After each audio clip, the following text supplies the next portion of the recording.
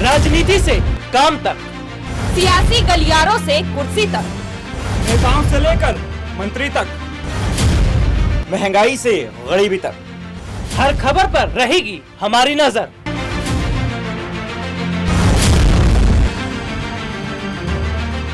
नमस्कार, मैं हूं राहुल शर्मा, आप देख रहे हैं SP9 न्यूज। स्वागत है आप सभी का हमारे इस खास प्रोग्राम में।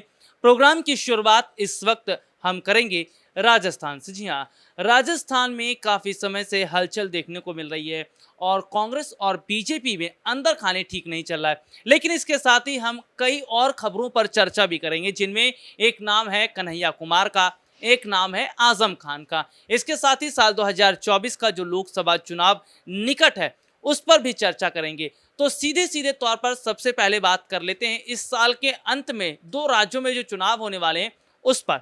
दरअसल इस साल के अंत में दो राज्यों में चुनाव होने वाले हैं। पहला है गुजरात और दूसरा हिमाचल प्रदेश।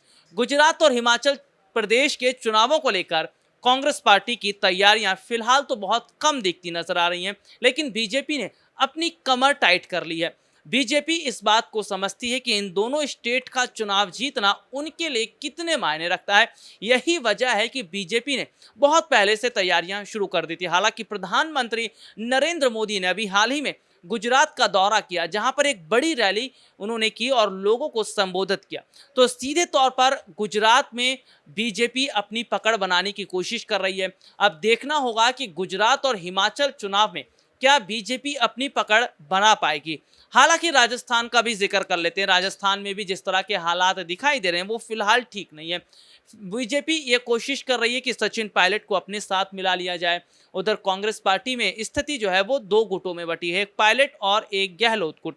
तो सीधे सीधे तौर पर देखा जा रहा है कि पायलट और गहलोत गुट की वजह से राजस्थान में कांग्रेस पार्टी को नुकसान का सामना करना पड़ सकता है, जैसे पंजाब और उत्तराखंड में देखने को मिला। हालांकि साल 2024 के चुनावों से पहले विपक्षी पार्टियां वो भी लगातार कोशिशें कर रही हैं। साल 2024 के चुनाव से पहले विपक्ष लगातार मजबूत होती नजर आ रही है। तो इन सब के बीच ये जरूर देखा जा रहा है कि विपक्षी पार्टियों की तरफ से लगातार जिस तरह से कदम उठाए जा रहे हैं, विपक्षी नेता तमाम तरह से मजबूत होते नजर आ रहे हैं। तो सीधे सीधे तौर पर यह बता रहा है कि विपक्ष में इस बार कौन कौन बड़ी भूमिका में होंगे। तो यहाँ पर विपक्ष में अगर बात करें तो कांग्रेस पार्टी है और सीधे तौर पर हम बात कर लेते हैं ममता बनर्जी की। तो ममता बनर्जी का जिक्र भी किया जाएगा। जी हाँ, ममता बनर्जी भी अब सोनिया गांधी के साथ हाथ मिलाती नजर आ रही है। वहीं सीधे तौर पर हम मायावती का जिक्र भी करना चाहेंगे। मायावती भी आने वाले समय के चुनाव को देखकर बहुत ज़्यादा गंभीर नजर आ रही है। तो सवाल ये बनता है क्या 2024 का जो लोकसभा चुनाव है वहां पर क्या विपक्षी पार्टियां बीजेपी को कड़ी टक्कर दे पाएंगी, और अगर कड़ी टक्कर देती हैं तो क्या विपक्ष की भूमिका 2024 में बहुत ज़्यादा मायने रखेगी। हालांकि विपक्षी पार्टियों ने अभी जो पांचों राज्यों के चुनाव हुए वहां पर भी खूब जोर शोर से तैयारियां की थी, एड़ी चोटी का जोर तक लगा लिया, लेकिन चारों राज्यों में बीजेपी ने जिस तरह से शानदार तरीके से वापसी की, ऐसे में विपक्ष को अभी और काम करने की जरूरत है। चुनावी रणनीतिकार प्रशांत किशोर जो बहुत पहले से ये कह रहे हैं कि विपक्षी पार्टियों को अपने एजेंडे पर चलना चाहिए, विपक्षी पार्टियों को अपने मुद्दे पर चलना चाहिए, और विपक्ष अगर अपने मुद्दे पर चलेगा, अगर अपने मुद्दों पर काम करेगा तो शायद इसका बड़ा प्रभाव देखने को मिल सकता है।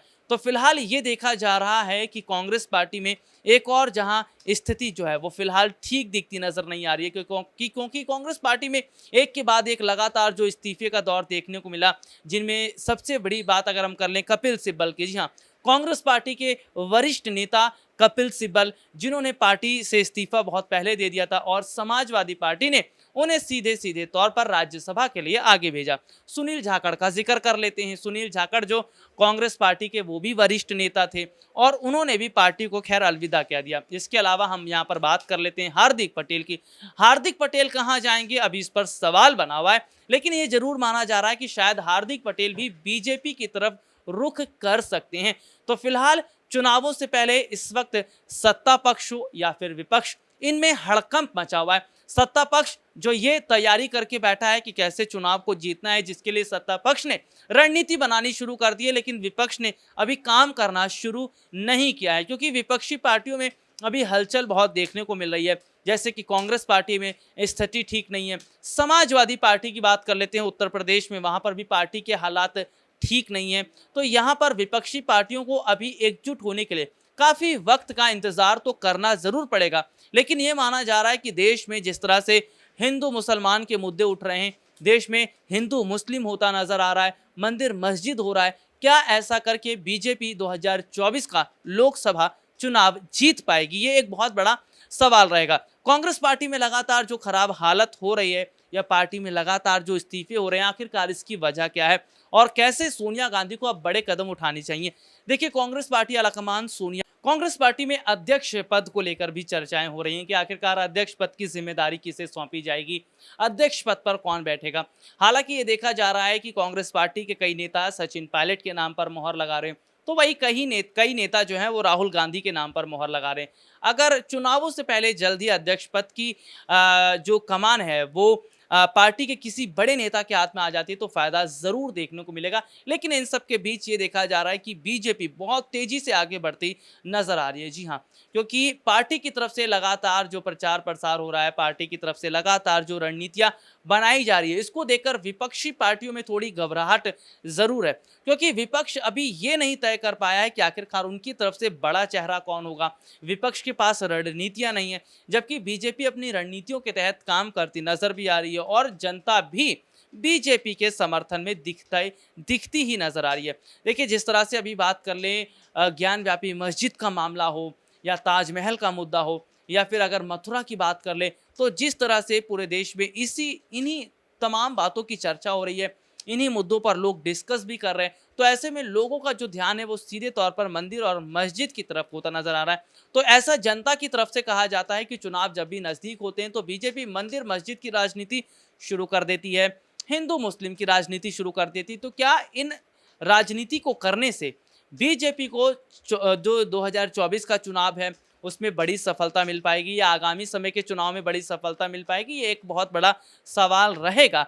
हालांकि देश और दुनिया से जुड़ी तमाम खबरों को देखने के लिए बने रहिए एसपीएन 9 न्यूज़ के साथ, और तमाम जो पॉलिटिकल जो भी खबरें हैं या फिर राजनीति से जुड़ी जो भी जानकारियां उसको लगातार हम अपने दर्शकों तक पहुंचा ही रहे हैं।